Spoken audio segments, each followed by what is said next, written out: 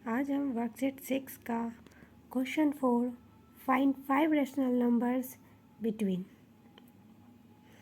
Question 4 का हमें क्या निकालना है? 5 रेशनल नंबर दोनों के बीच में निकालना है। तो क्वेश्चन फर्स्ट क्या है? -4 divided 7 and absolute value of -4 divided 7। तो सबसे पहले हम क्या करेंगे? एब्सोल्यूट वैल्यू को तोड़ेंगे। तो वी नो दैट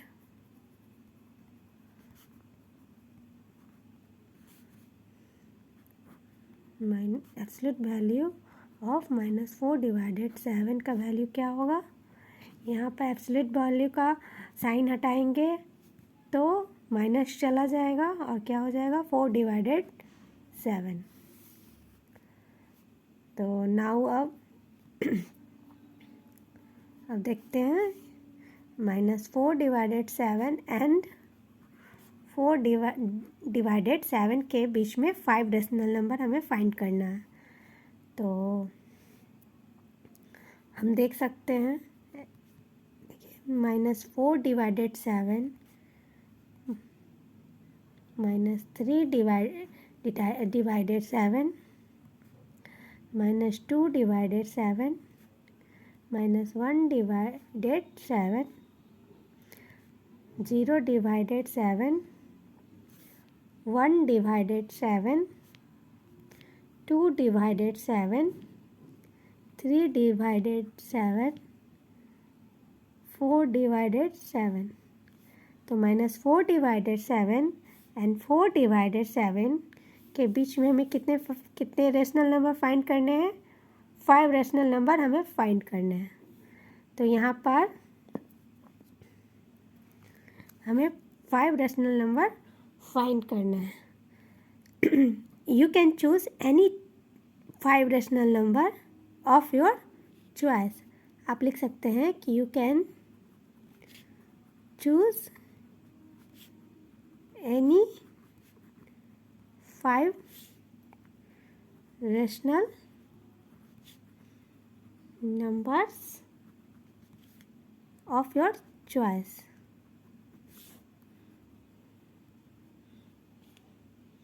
तो हम लिख सकते हैं हेंस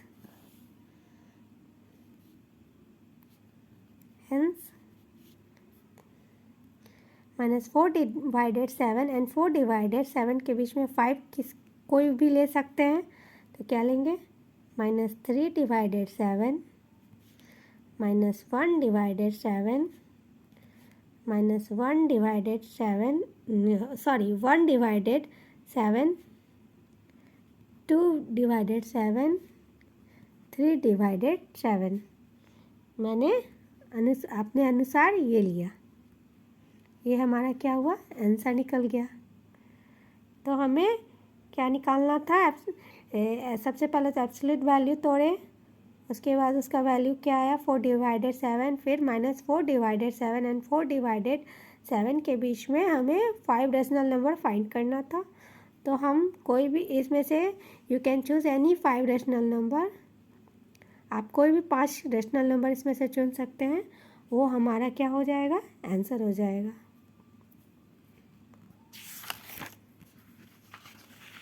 क्वेश्चन 2 देखते हैं।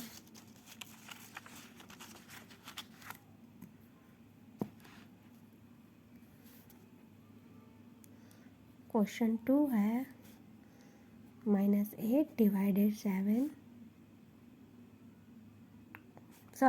क्वेश्चन 2 है -8 divided 3 and absolute value of -8 divided 3। तो सबसे पहले हम we know that absolute value कैसे तोड़ा जाता है। तो यहाँ पर एब्सोल्यूट वैल्यू ऑफ 8 डिवाइडेड 3 लिखेंगे। तो ये साइन हटेगा तो माइनस भी चला जाएगा तो 8 डिवाइडेड 3 हो जाएगा। अब हमको -8 डिवाइडेड 3 एंड 8 डिवाइडेड 3 में एब्सोल्यूट वैल्यू फाइंड करना है, रेशनल नंबर फाइंड करना है। 5 रेशनल नंबर हमें फाइंड करना है। तो सबसे पहले क्या लिखेंगे? -8 divided 3 -7 divided 3 -6 divided 3, -5 divided 3, -4 divided 3, -5 divided 3, -3 divided 3, -2 divided 3, -1 divided 3, 0 divided 3, 1 divided 3, 2 divided 3,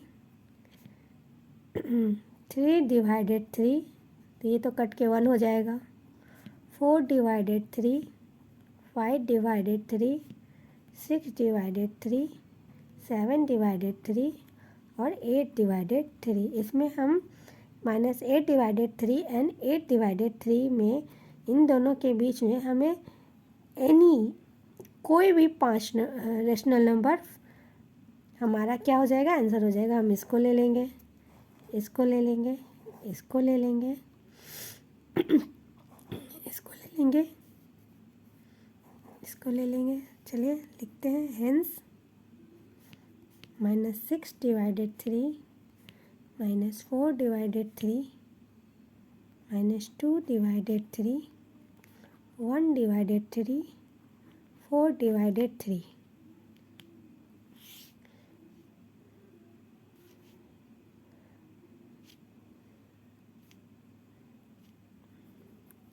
There are 5 rational numbers.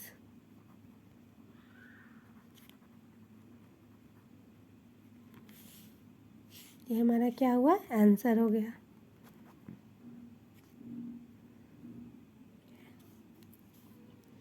इसलिए ये हमारा क्या हो गया, आंसर हो गया। वैल्यू बेस्ड क्वेश्चंस वर्कशीट 6 आज हम देखते हैं। चलिए, रोहित क्वेश्चन क्या है, Rohit donated 1/5 of his monthly income to an non government organisation NGO को working for the education of the girl child, spent 1/4 of his salary on food, 1/3 on rent and 1/15 on the other expenses. He is left with कितना, 9,000 rupees. उसके पास कितना बचा, 9,000 रुपया। देखिए, रोहित क्या किया, donate किया अपने मंथली इनकम का कितना, 1/5 किसको, NGO को। वो NGO काम करता था for the education of the girl child, बच्चियों के पढ़ाइयों पर, एजुकेशन पर। और spent of his salary on food पर खर्च करता था 1/4 एंड 1/3 ऑन रेंट पर और 1/15 ऑन अदर एक्सपेंसेस, मतलब कि अदर खर्चा। और उसके हाथ में कितना पैसा बचा, 9,000 रुपया। चलिए देखते हैं।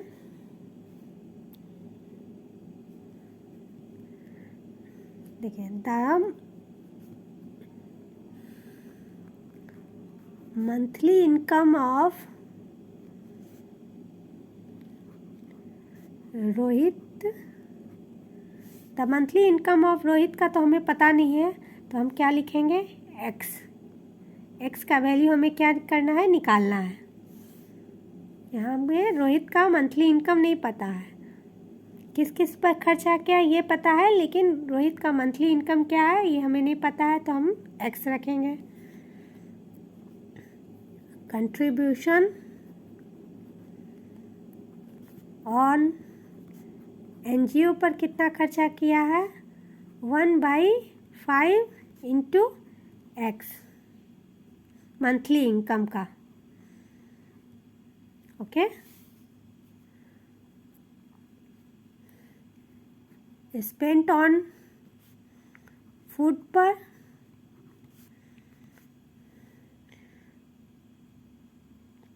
1/4 into x.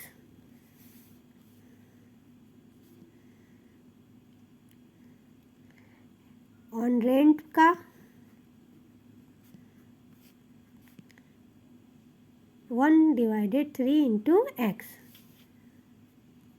On other expenses 1 divided 15 into x. हाथ में कितना पैसा बचा? Left money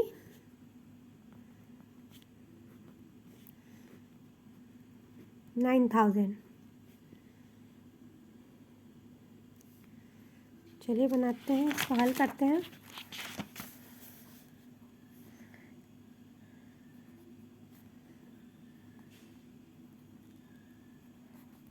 according to question के अनुसार देखते हैं।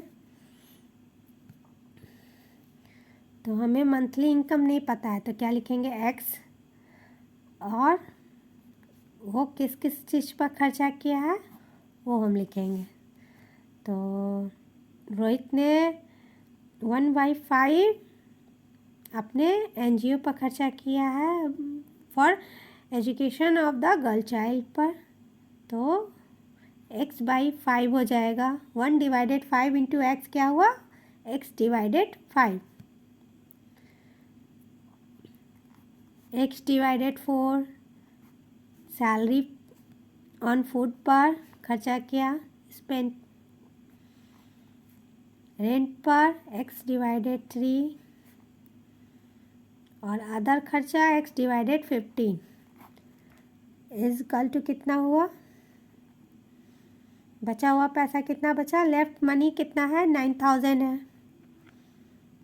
Left money 9,000। तो x माइनस, यहाँ क्या करेंगे? एलसीएम निकालेंगे सबका।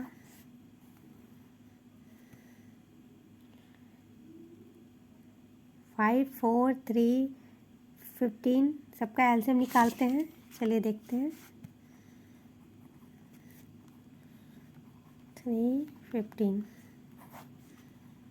5 का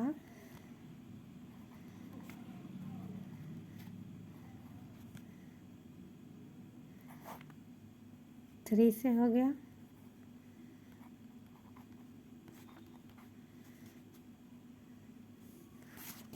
एलसीएम कितना हुआ? 60 हुआ। तो 5 के टेबल में 60 कितने बार में आता है? 12 बार में। तो 12x हो गया, ऊपर जाके मल्टीप्लाई में हो गया, प्लस 4 के टेबल में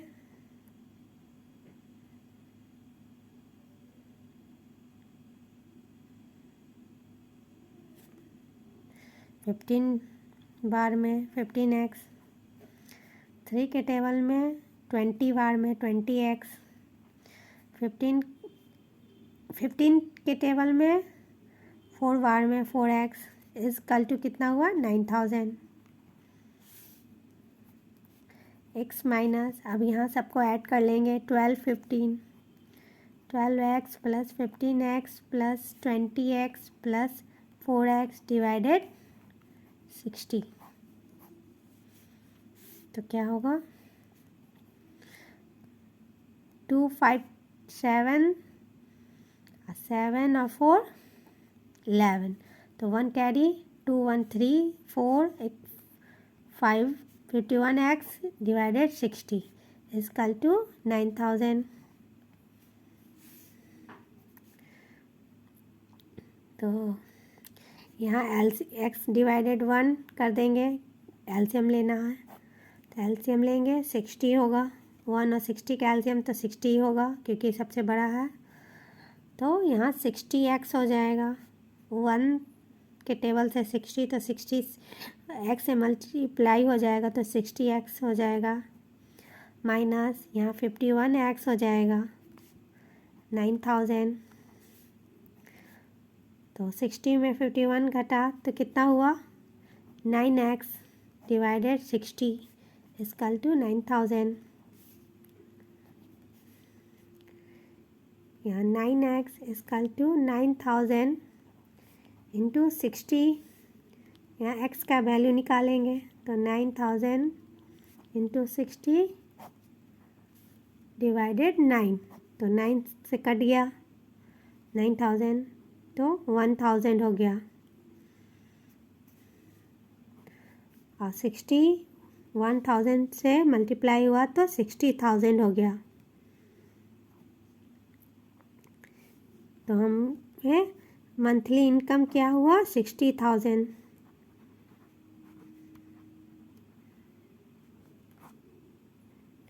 मंथली इनकम क्या निकला 60,000।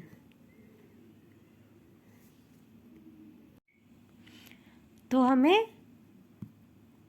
रोहित का मंथली इनकम पता चला, मंथली सैलरी उसका कितना हमें निकला था। रोहित का monthly salary 60,000।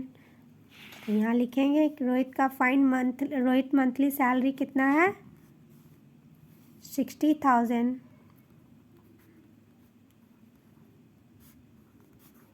Monthly salary.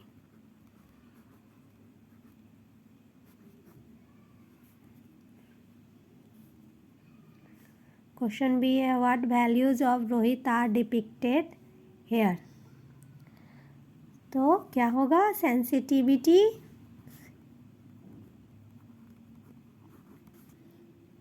Towards girls education and kindness. उसमें क्या क्या दिखा, वो उसके नेचर को क्या दिखलाया गया कि वो सबसे ज़्यादा एनजीओ को, सबसे पहले तो वो एनजीओ को अपने मंथली इनकम से दिया 1/5 फॉर किस चीज़ पर, education of the girl child पर। तो उसका सेंसिटिविटी दिखा कि वो गर्ल्स एजुकेशन के लिए अपना इनकम शेयर किया। फिर काइंडनेस, उसमें दयालुता दिखा। तो ये उसके नेचर को दर्शाया गया, उसके वैल्यू को। क्वेश्चन सी देखिए why is the education specially for girls important. ये सब जानता है कि लड़कियों लोग का पढ़ाई कितना ज़रूरी है, उसके लिए भी और समाज के लिए भी। तो लिखेंगे girls education is most important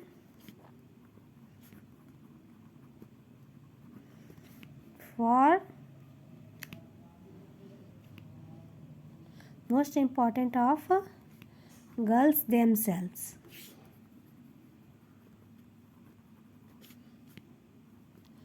and also society।